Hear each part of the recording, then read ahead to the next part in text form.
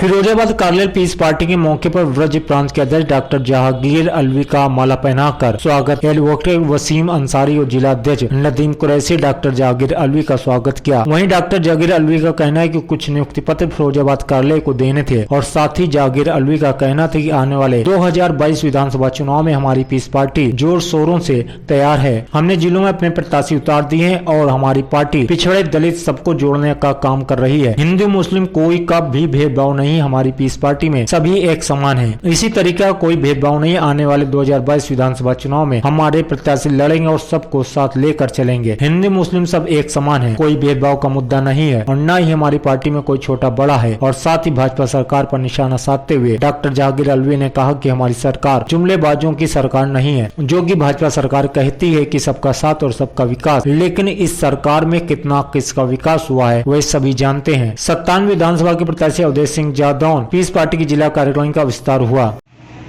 मैं आपको उसका एक आंकड़ा बता दूं। उस गठबंधन में 74% हमारे मुस्लिम भाइयों ने मत जो दिया था इसी गठबंधन को।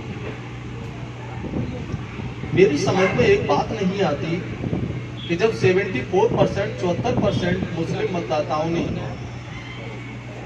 समाजवादी पार्टी को वोट दिया, फिर 5 सीटें कैसे रह गई? इसका मतलब सीधा है कि हिंदू भाइयों ने वोट दिया नहीं उनको। तो आप हमें एक बात बताइए, क्या हमारे मुस्लिम भाइयों ने ठेका लगा रखा है?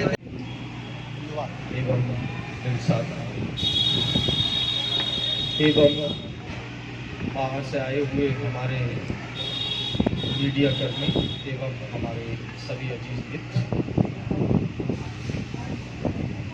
हम कुछ चंद बातें आपको बताना चाहता हूँ। 2019 में जो सांसद के इलेक्शन हुए, आपको ध्यान हो एक मायावती जी पार्टी के प्रत्याशी अवधेश सिंह जादौन जी, एडवोकेट वसीम साहब और भूरे भाई, मैं आप लोगों का तहे दिल से शुक्रगुजार हूं। तो भाइयों, मैं कहना ये चाहता हूं कि आज तक हम लोगों ने जिन पार्टियों को भी वोट दिया, चाहे वो सपा हो, बसपा हो, कांग्रेस हो, मैं जहां तक समझता हूं हमारे विधानसभा में भेजने के लिए एड़ी चोटी का जोर लगाने के लिए तैयार हैं। जो लोग मैदान में होते हैं वही शहीद होते हैं, वही गाजी कहलाए जाते हैं। जो मैदान के बाहर चले जाते हैं उनको ना तो शहादत का दर्जा मिलता है, ना गाजी का दर्जा मिलता है, वो भगोड़ों का दर्जा मिलता है। भगोड़ों की कोई गिनती नहीं होती। ये सही है कि वो नगर विधायक हैं, लेकिन उनकी पार्टियों की इंसान विधायक वो बेहतर हैं, लेकिन उनकी पार्टियों की नीति के आधार पर हम उनको सपोर्ट नहीं करते। तो हमें बड़े भाई जादौन साहब का और वकील साहब का मैं 2 बात कहूँगा, इससे ज्यादा नहीं कहूँगा। मैं इससे पहले कई पार्टियों में घूमे आया भाई, कोई कुछ नहीं सहारा मिला।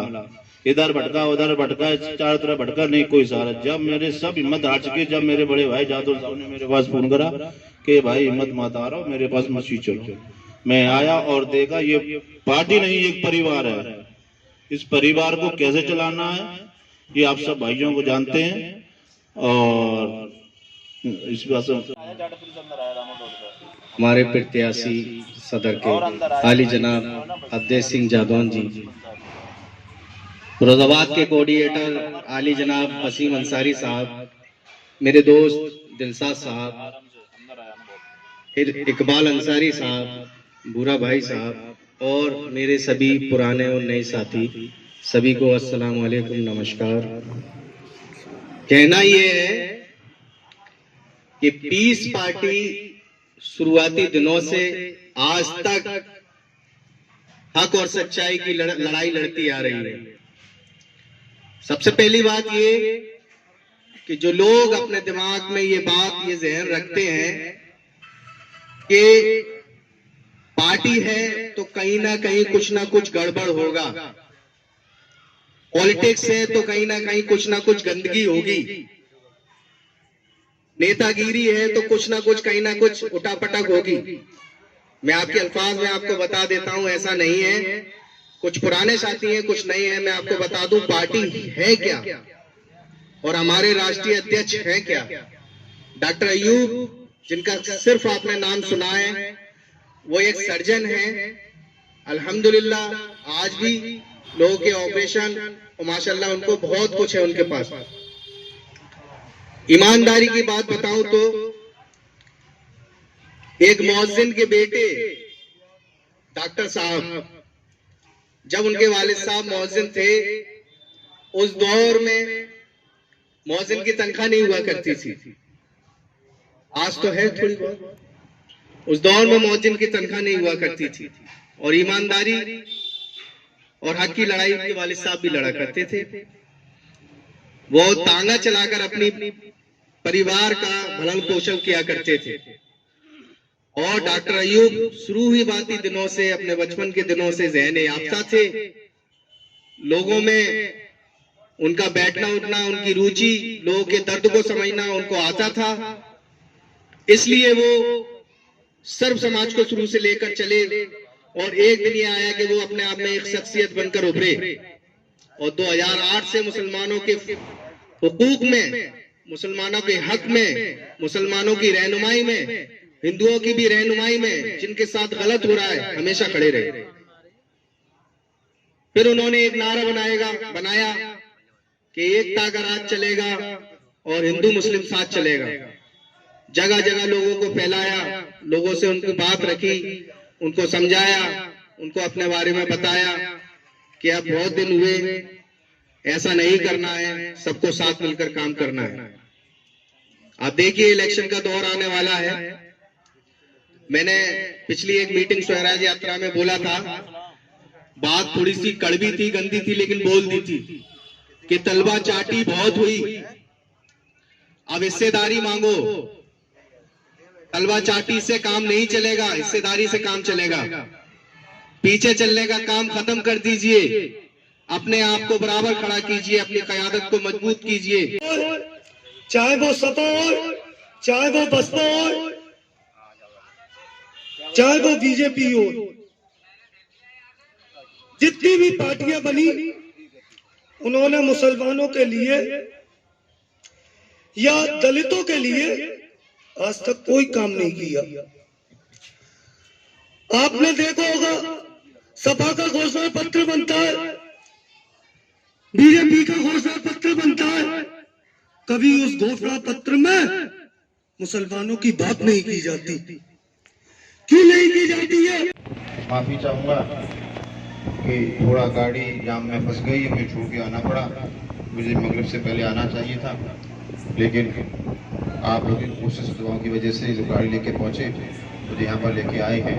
मैं आपके बीच में आता रहता हूँ, अपनी बात कहता रहता हूँ। साथियों, अभी वकील साहब खाने के इंतजाम पर लगे हुए हैं, आप खतर गौर न करें। 2 मिनट की मेरी चंद बातें हैं, उन पर थोड़ा सा गौर कर लीजिए।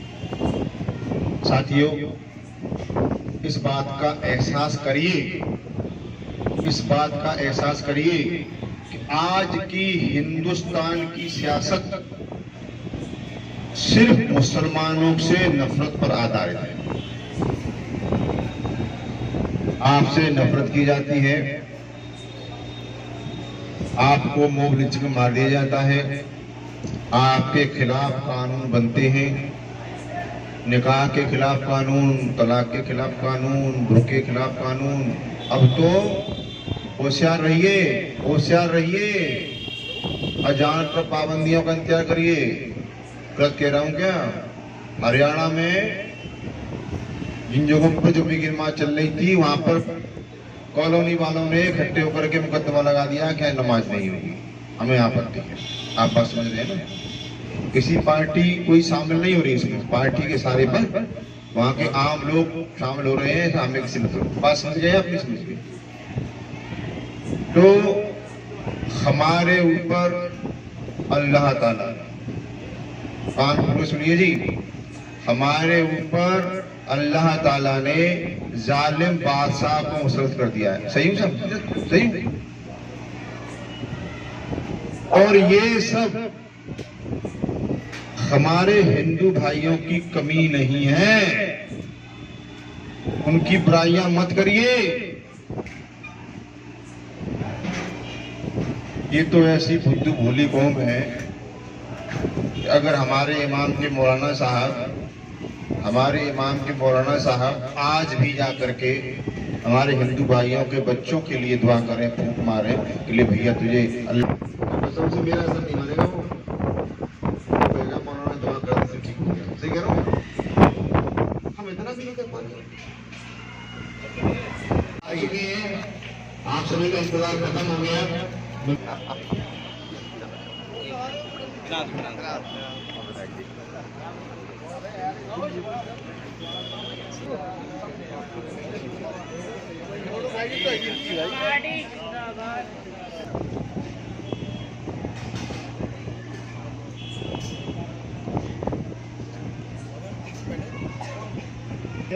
ऐसे साथी, ऐसे संघर्ष करने वाले लोग। क्या नाम है आपका? मैं मोहम्मद वसीमुद्दीन अंसारी, एडवोकेट, जिला coordinator Peace Party Firozabad. Sir, जो आज मीटिंग रखी गई है, किस तरीके की मीटिंग थी? आज कार्यकारिणी में हमें कुछ नए लोग शामिल करना थी और हमारी कार्यकारिणी में कुछ, जैसा भी हमारे प्रत्याशी जी ने बताया, कुछ पद रिक्त थे, उनको भी भरना था। क्योंकि हमारा मानना है कि जब तक हमारा यूथ बूथ तक नहीं होगा, हम अच्छी तरह चुनाव को नहीं लड़ पाएंगे। इसलिए हमने आज बूथ तक अपना संगठन तैयार करने के लिए मीटिंग की रखी है। आगे आने वाले चुनाव में नज़दीक आ रहे हैं चुनाव, तो उसके लेकर क्या संदेश देंगे आप जनता को? देखिए, जब भी इलेक्शन आता है हमारे देश की, हमारे शहर की जनता को बेवकूफ़ बनाया जाता है और एक तो लॉलीपॉप दिया जाता है कि हम डिग्री कॉलेज बना देंगे। सरकार लालच देती है कि 20% आरक्षण देंगे, लेकिन होता कुछ नहीं है। समाजवादी पार्टी ने 20% आरक्षण का वादा किया था, वो भूल गए। हमारे जो चुनाव लड़े थे प्रत्याशी, उन्होंने कहा था कि डिग्री कॉलेज बनाएंगे, उसके नाम पर तमाम रुपया कलेक्शन किया, लेकिन आज उसका कोई पता नहीं। तो इस फिरोजाबाद की जनता को, मजदूर को अब तक लूटा गया है। लेकिन इस बार एक ऐसा पढ़ा लिखा जुझारू प्रत्याशी फिरोजाबाद को मिलेगा जो अपनी शिक्षा से, अपने दानिश्वरी से इस देश की जनता का, इस शहर की जनता का भला कर। और सर, जो मीटिंग रखी गई पीस पार्टी की, किस तरीके की मीटिंग है और क्या है?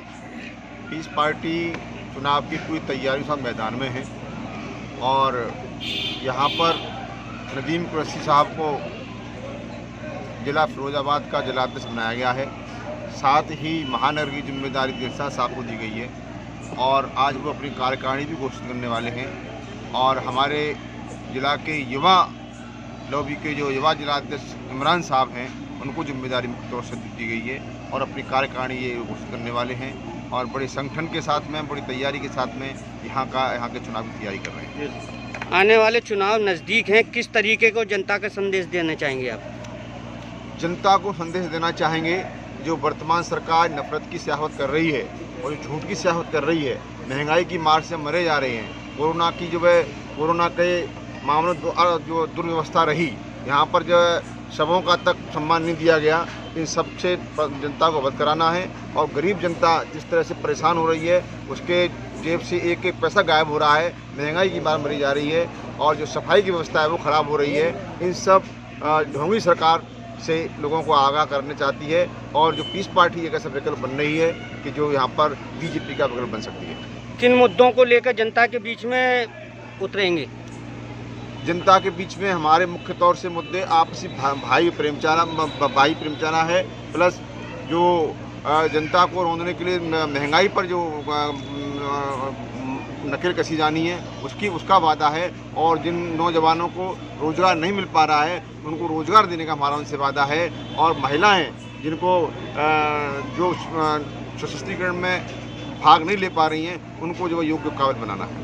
उत्तर प्रदेश का नारा था कि मतलब सबका साथ सबका विकास। जी, तो हमारी जो तीस पार्टी सरकार है किस तरीके से मुद्दों को सबका साथ सबका विकास हमारा नारा नहीं था, ये झूठा नारा जुल्मेबाज जो सरकार है जिनसे जुम्ले निकल जाते हैं उसका था। हमारा तो नारा ये है एकता का राज चलेगा, हिंदू मुस्लिम साथ चलेगा। ये हरगिज़ बीजेपी का नारा नहीं है, वो सबको साथ लेकर नहीं चलना चाहती, वो नफरत घृणा की राजनीति करती है।